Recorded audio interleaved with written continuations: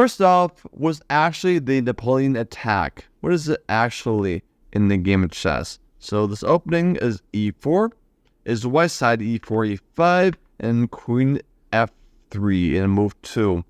And this looks really contrary to most principles. You don't want to get the queen out too early, but I'll show you where the server lining is and how this would play out. So there's, let's say, main responses, and let's say the most popular response is knight f6.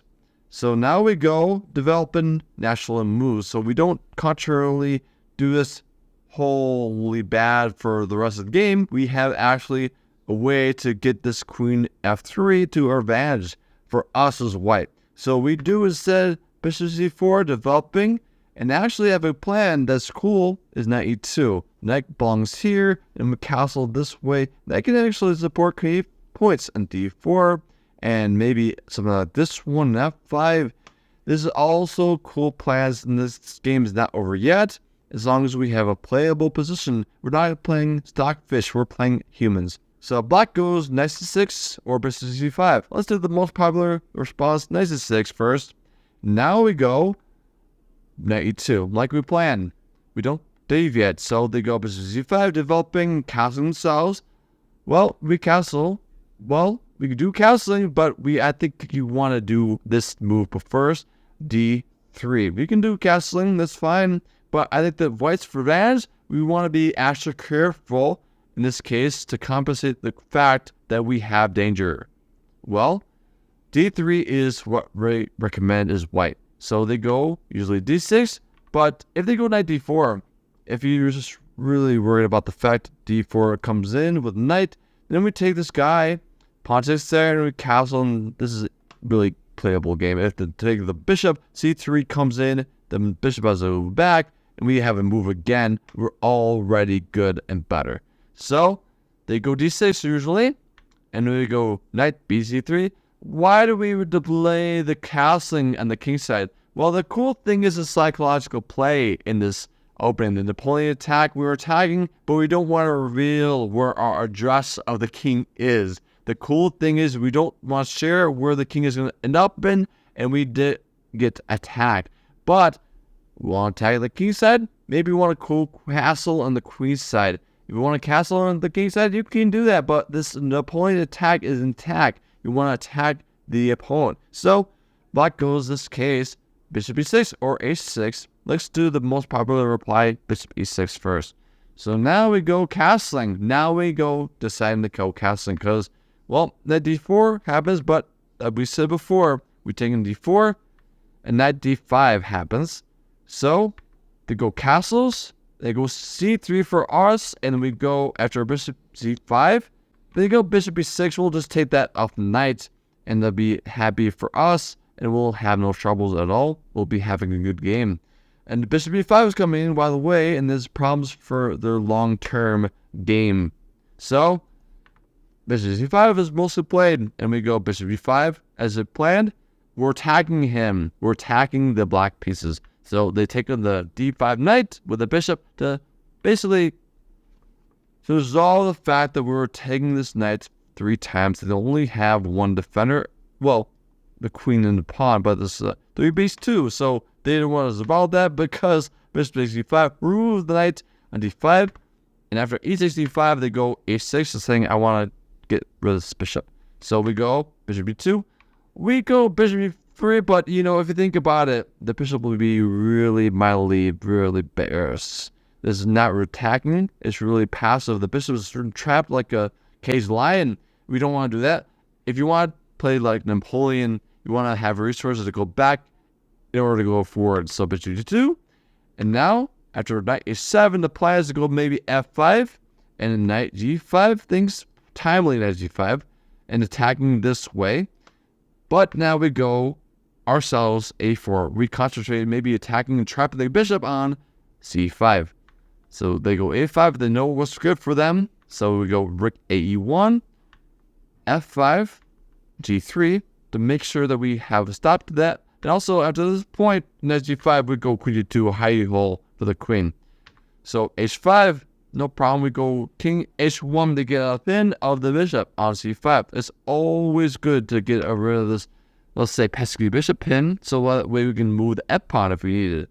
So g6, f3, allow this one, and bishop b6 to maybe guard themselves potential d4 problems. But now we go d4 anyways. Doesn't matter. d4 was coming anyways. So taking d4, taking d4. Well, we had this is a surprise. Not just d4, but we go g4, and we have a sort of shift in orientation.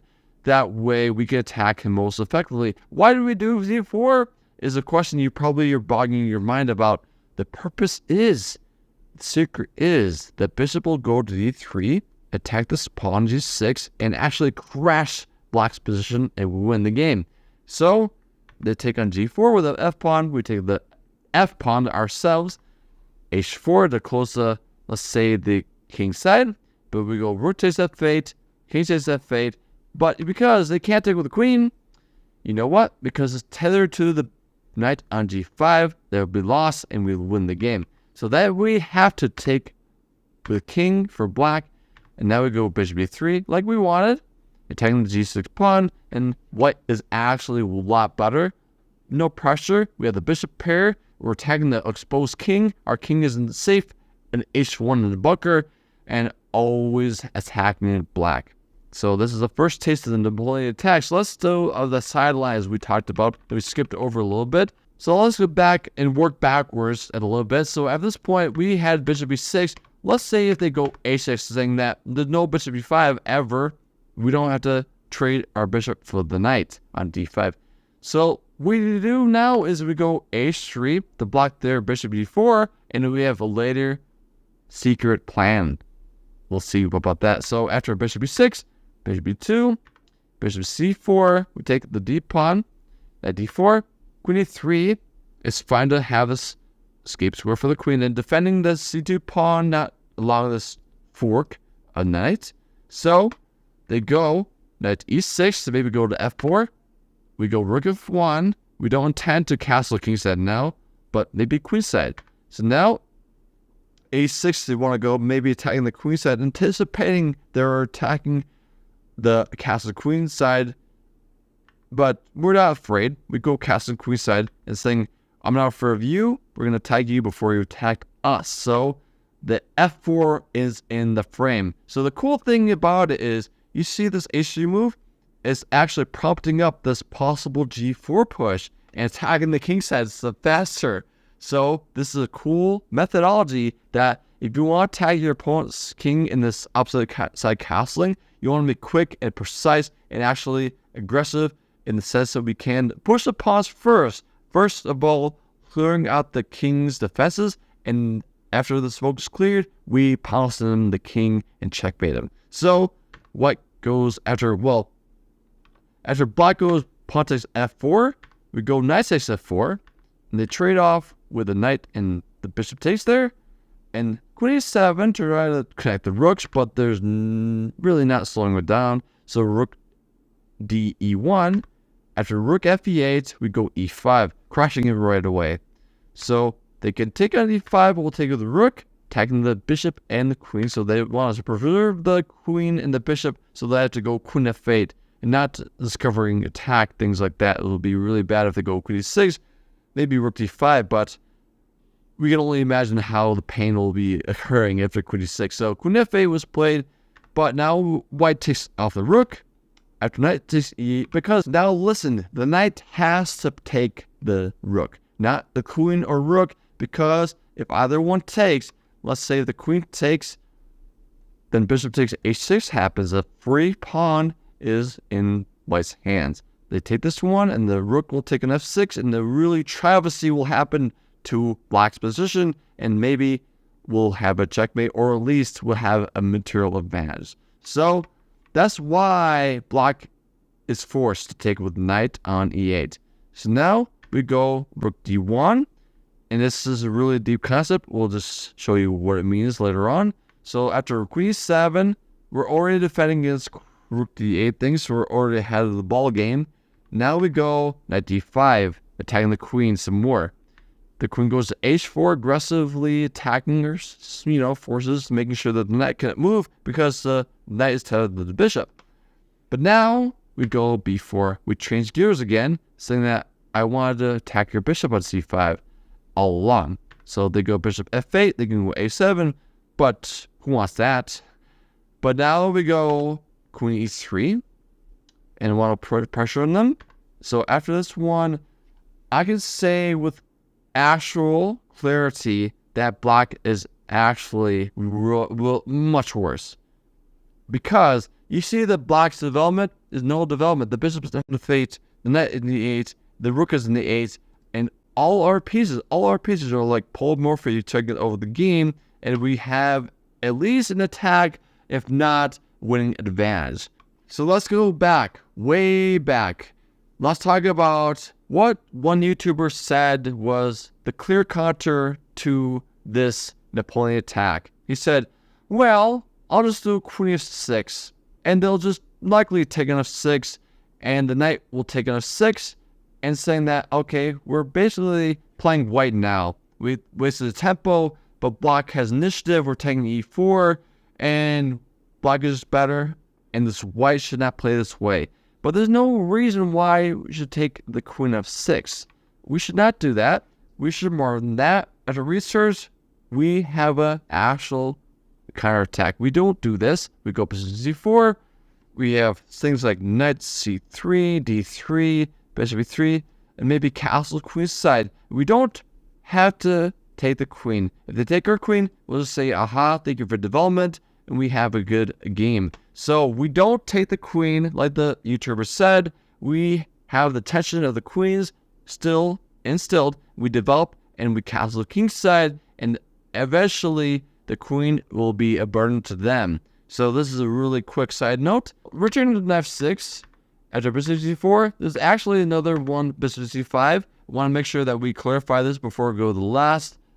Knight c6, a move to reply. This one, we have knight e2, nothing different. Castles, d3, same thing, same story, different versions.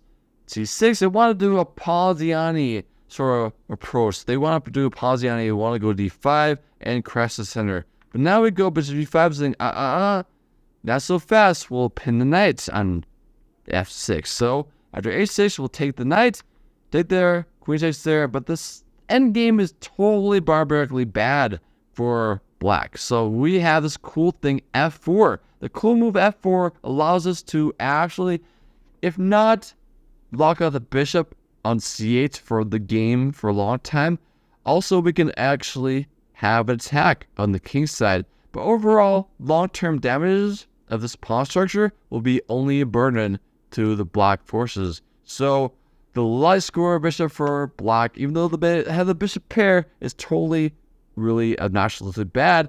And now after d6, we go knight d2, developing. After a5, to allow the bishop on c5, maybe heir and blocking b4 from us, we'll just do a4. They go bishop b6, we'll do f5 like we want to. So they trade this one, doesn't matter. We take the d pawn and we go maybe castle and queen side, maybe rook d1. We have flexibility. You don't tell them our secrets, where the king is going to go. Maybe the king is in the middle. But it's always flexible like that, and we still want to attack him. This is the Napoleon attack opening after all. So we now go after king h7 to go rook g8, we go g4. The plan was always there. So rook g8, h3, knight d7, knight g3. Oh boy, we have a plan to go knight h5, attack this pawn, and have this knight on d7 paralyzed. All good in the neighborhood. So they go, well, basically the panic position is closed. So they have the bishop knight, but the nice pair as featured, let's say, all the chances to win is probably wise because black is cramped. Black has desquared pieces. They're going to be paralyzed with knight h5, and we have actually more chances to win simply because the nature of the position says we have something here. Black doesn't have anything. They're discoordinated. We have no plans for the pawns. It's actually in shambles. Actually, in the end game, will be having a better shot to win. So let's go to the last option for black in this Napoleon Attack opening, was the knight c6 opening.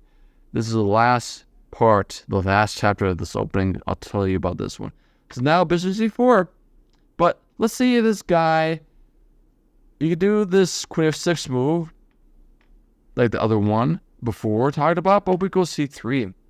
c3 is fine. We can go knight c3, knight e2, doesn't matter. But I think that c3 is important because knight c6 is a different treatment to block this knight d4. It's important that this version has to have c3 absolutely block this knight d4 possibility. So c3 is my recommendation of this version. So d6, d3, developing things normally, bishop e6, bishop e6, at e6 to maybe just do f-file pressure with the rook on that fate. Now queen h5, a cool move. Basically, the purpose is after g6, we go queen d1. Also, the purpose is, so after bishop e6 saying, I want to trade off my despicably bad bishop on h6, the dark square bishop, I'll say, no, I'll rather have knight block that one. Thank you. So knight e7, from the g8 square, we go b4. Anticipating their casting queenside, we just going rolling away. But they said, okay, I'm afraid I'll castle kingside now. Changing their mind a little bit. So now we go knight gf3, g5, we go h3 to block g4 pushes. Now after knight g6, we go queen e2. Looks like a blunder. They go knight f4 with tempo, but now we have actual intentions. We go queen f1. Mosey around to the king side.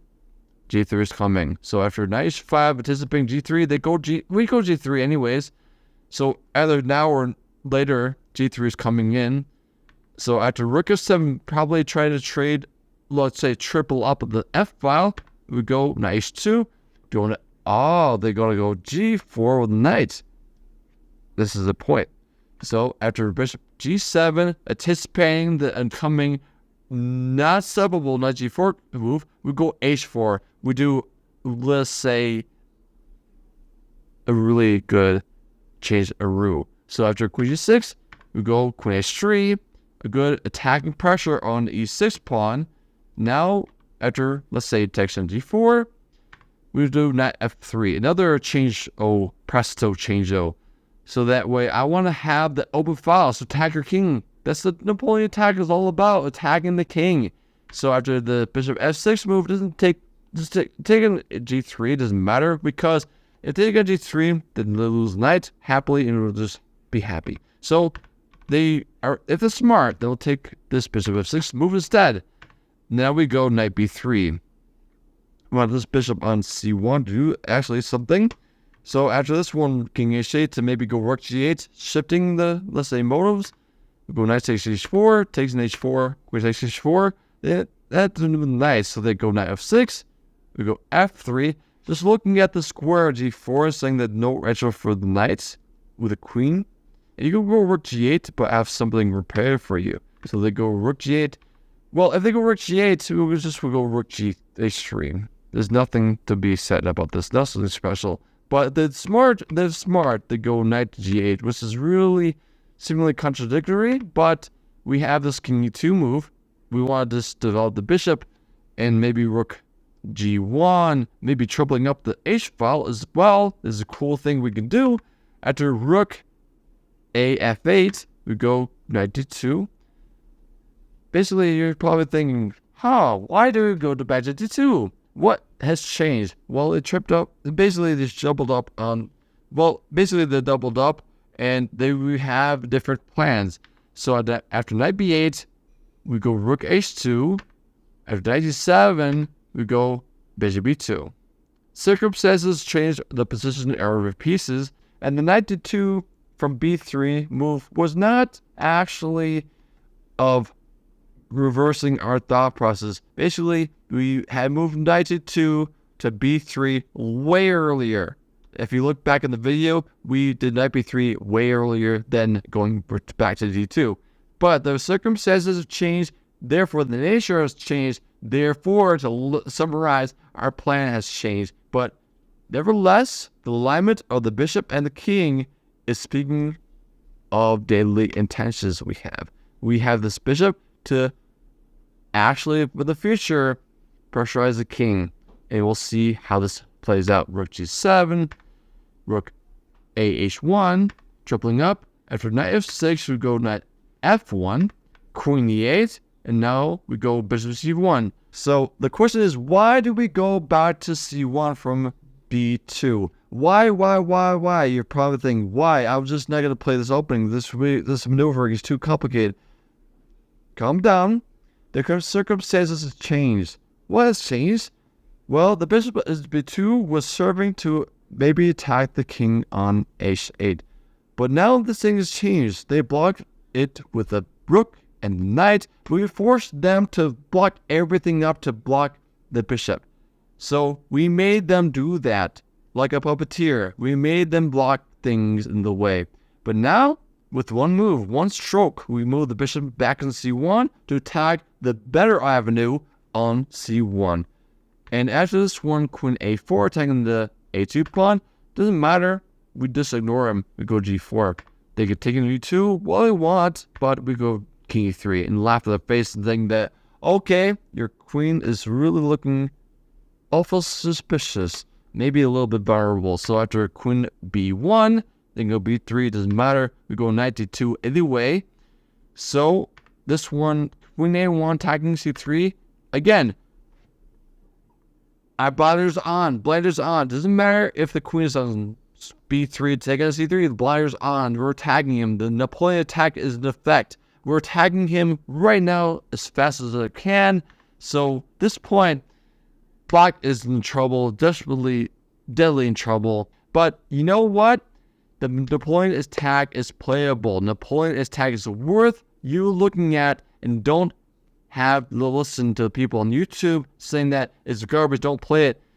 Give it a chance. Don't give in to the, let's say, naysayers. Just give it a chance and you'll be pleasantly surprised. I promise you. And I'll see you in the next video.